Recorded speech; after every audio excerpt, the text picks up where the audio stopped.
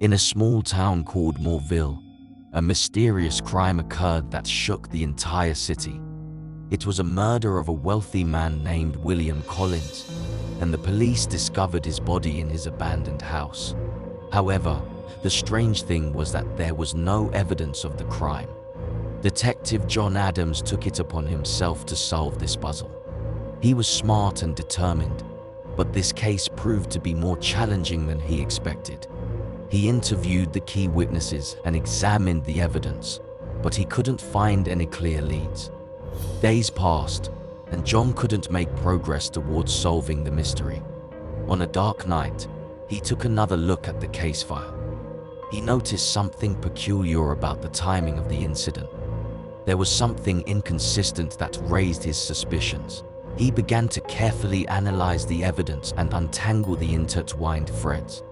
He discovered that there was someone who must have been involved in this crime. But who was this person, and what were their motives?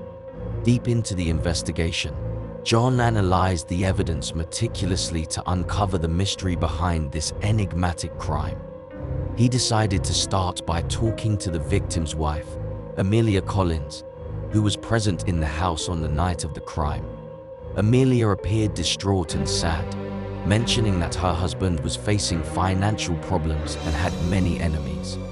Later, John questioned the housemaid, Rita, who had worked in the house.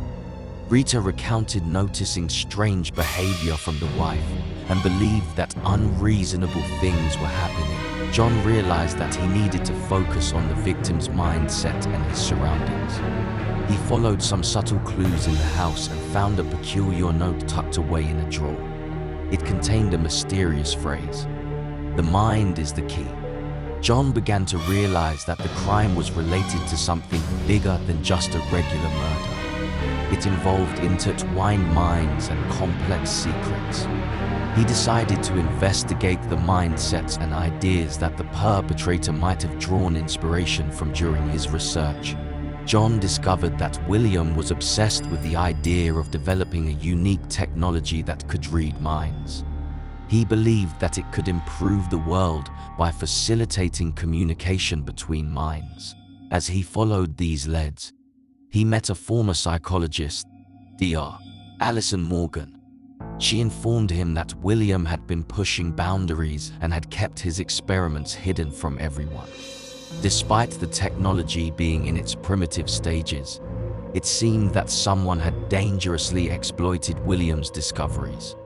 The investigations continued to unveil the truth and unravel the mystery of the crime. Things were heading towards revealing the person who had exploited William's technology and used it for sinister purposes.